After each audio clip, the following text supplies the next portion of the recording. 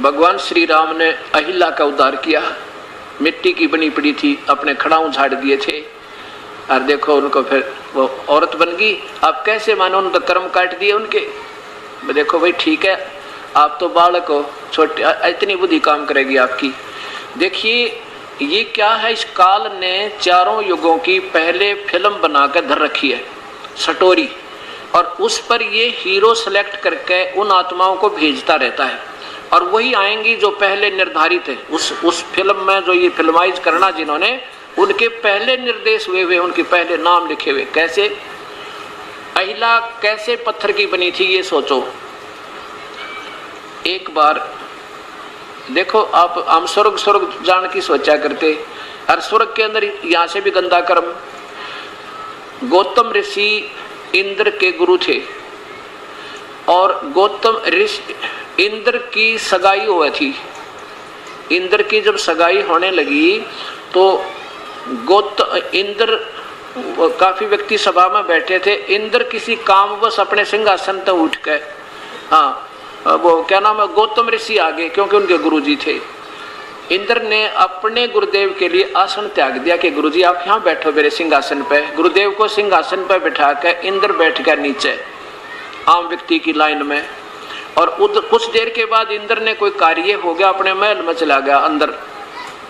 इतने में अहिल्या के पिताजी और साथ में अहिल्या के पिताजी का पुरोहित फटाफट आया कि जल्दी चलो, शीघ्र चलो, मुहूर्त निकल गई। फटाफट मतलब उसने इतनी लगन मचा दी, इतनी शीघ्रता कर दी, भाग कर जा करके बस दो कहते हैं बस कुछ अक्षण ही बकाया है मुहूर्त में, फटाफट बच्चे को तिलक कर दो, पढ़ाई कर दो लड़की को। अब आव देखा ना ताव देखा, उसका गौतम का तिलक कर दिया,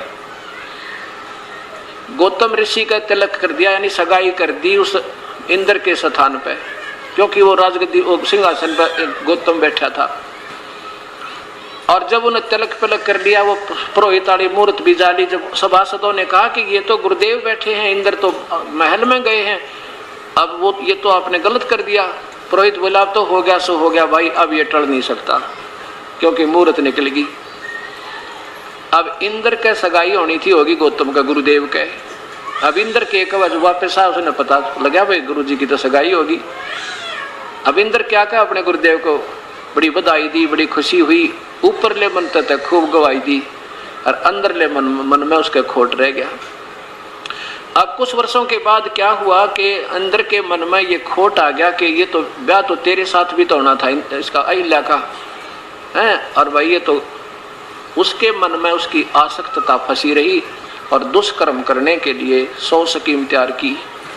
एक देव से कहा, एक शुक्ल नाम के देव से कहा, क्योंकि ये इंद्र जो है इन देवताओं का मालिक है, राजा है, इसकी हुक्म चले। एक से कहा कि तू मुर्गा बनकर बोलना, बखत से मतलब टाइम से पहले बोलना, अलार्म के टाइम, क्योंकि गौतम ऋषि मुर्गा बोला करता था सही समय पर, तो उसमें उठकर स्नान करने अपना जाते थे वहां गंगा पे। उस समय शुक्ल नाम के देवता ने मुर्गा की बड़का आवाज लगा दी, बखत से गौतम ऋषि उठकर चला गया। उधर से इंद्र ऋषि दुष्कर्म करने के लिए अहिल्या के पास गौतम ऋषि का रूप बनाकर पहुंच गया। अब गौतम ऋषि ने देखा भी, ये तो वो ऊपर देखे, ऊपर हिसाब किताब सितारों का लगा कि तो समय गलत है, तो गलत आ गया, ये कोई धोखा हुआ तेरे साथ। शीघ्र वापस आ गया, ना कह आकर देखा तो वो दुष्कर्मी प्राणी इंद्र अंदर पाया, उसको श्राप दे दिया। इंद्र को श्राप दिया पहले गौतम ने कि तेरे को 1000 स्त्री इंद्रियां होंगी, जैसे फोड़े हो जाते हैं ऐसे इंद्र के शरीर पर वो बीमारी जैसे हो गई। उधर से अहिल्या को श्राप दे दिया कि तू पत्थर की होगी, उल्टा तने आज जो है अनर्थ कर दिया। अब अहिल्या ने कहा कि हे पतिदेव, हे स्वामी, आप तो जानी जान है, आप देख सकते हो ये इंद्र राक्षस जो है दुष्ट आत्मा आपका रूप बना कर आया था, मैं पहचान नहीं सकी मेरे मालिक, मेरा कोई दोष नहीं है, मुझे क्षमा कर दो। जब गौतम जी का जो है गुस्सा शांत हुआ तो उसने विचार से सोचा भी अहिल्या का कोई दोष नहीं था। फिर कहने लगा भी मेरे मुख से जो वचन निकल गया ये तो निकल गया, तो ये खत्म वापस नहीं हो सकता। फिर अहिल्या ने पूछा कि मेरा उद्धार कब होगा, कि तेरा उद्धार त्रेता युग में होगा।